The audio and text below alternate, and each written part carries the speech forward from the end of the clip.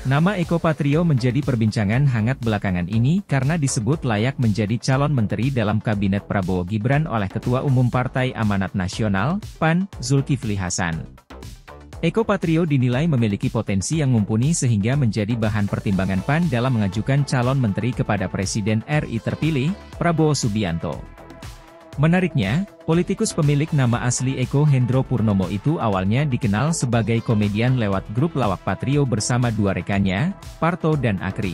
Nama Patrio berkibar setelah tampil dalam program Ngerumpi Lewat Banyolan, Ngelaba, yang tayang di salah satu stasiun televisi nasional pada sekitar tahun 2004. Pria kelahiran Kurunglor, Tanjung Anom, Nganjuk, Jawa Timur, 30 Desember 1970 ini kemudian membuat keputusan besar dengan terjun ke dunia politik praktis dengan maju sebagai calon anggota legislatif, caleg, dari PAN pada pemilihan umum, pemilu, 2009.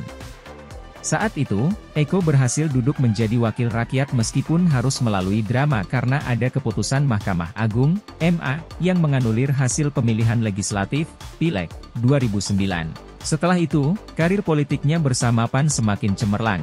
Nama Eko Patrio beberapa kali masuk bursa calon gubernur DKI Jakarta hingga masuk menjadi calon presiden alternatif pilihan publik 2014 dari PAN berdasarkan hasil survei dari Political Weather Station, PWS, mengenai tokoh muda dan alternatif 2014.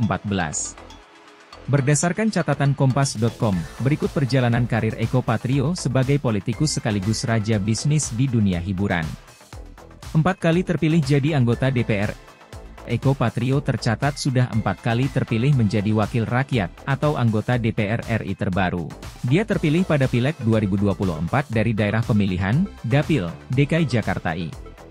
Pada pemilu 2009 hingga 2014, Eko Patrio pertama kali berhasil melenggang ke Senayan. Maju di Dapil Jawa Timur 8, Eko sempat terancam batal jadi anggota Dewan karena adanya keputusan MA yang menganulir penetapan Pileg 2009. Namun, putusan MA itu baru bisa diberlakukan di masa mendatang sehingga Eko Patrio tetap melenggang ke DPR. Suami Fiona Rosalina ini kemudian kembali maju pada pemilu 2014 dari Dapil Jawa Timur 8. Keberuntungan pun berpihak padanya karena kembali lolos ke Senayan untuk periode 2014 hingga 2019. Pada pemilu 2019, Eko Patrio untuk pertama kalinya mencoba peruntungan dengan maju sebagai caleg dari Dapil Jakarta I. Dia pun berhasil. Ketua DPW PAN DKI usai sukses melenggang ke Senayan, karir politik Eko Patrio di PAN semakin moncer. Dia terpilih kembali sebagai Ketua DPW PAN DKI Jakarta dari hasil musyawarah wilayah Dewan Pimpinan Wilayah, DPW, PAN DKI Jakarta yang digelar di Cipinang, Jakarta Timur pada 12 Juli 2020. Mulanya, DPW PAN DKI Jakarta mengajukan nama Eko sebagai calon formatur tunggal. Ketua Umum PAN Zulkifli Hasan yang hadir dalam musyawarah wilayah tersebut pun menyarankan agar Eko yang kembali memimpin DPW PAN DKI Jakarta. Usai melangsungkan musyawarah sebentar, Zulkifli selaku pimpinan musyawarah wilayah menetapkan Eko Patrio sebagai Ketua DPW PAN DKI Jakarta karena tak ada calon lain yang mendaftar. Zulkifli berharap, anggota DPR fraksi PAN itu bisa membuat DPW PAN DKI Jakarta berkembang lebih baik. Saat itu, Zulkifli berharap di bawah kepemimpinan Eko Patrio, PAN bisa meraih 13-15 kursi DPRD DKI pada pemilu 2024. Masuk bursa Cagup DKI. Nama Eko Patrio juga pernah masuk daftar calon gubernur, Cagup, DKI Jakarta yang akan diusung pada pemilihan kepala daerah, Pilkada, DKI 2017. Namun, PAN akhirnya mendukung pasangan Anies Baswedan Sandiaga Uno di Pilkada DKI 2017. Tak lantas redup, nama Eko Patrio kembali muncul jelang Pilkada DKI 2022.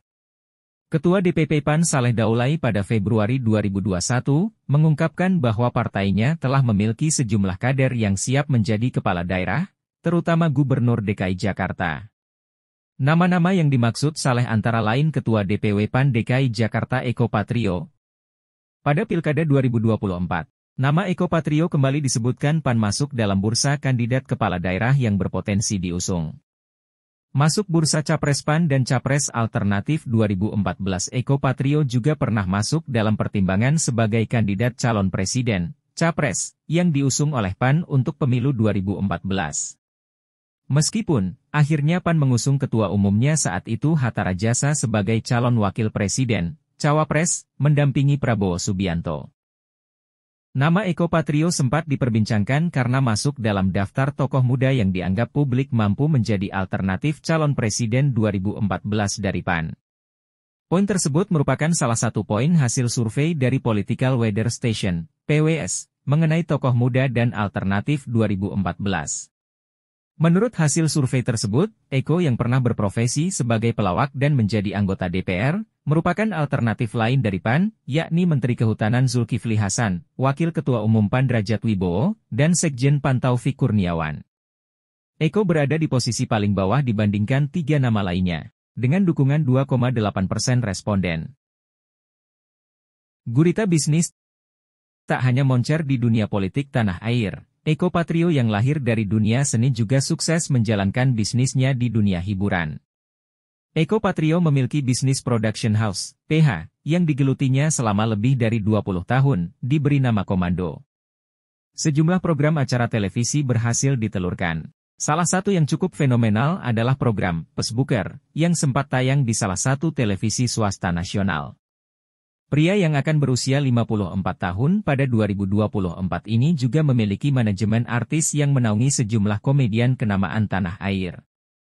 Eko Patrio juga menggeluti bisnis kargo pengiriman dan catering.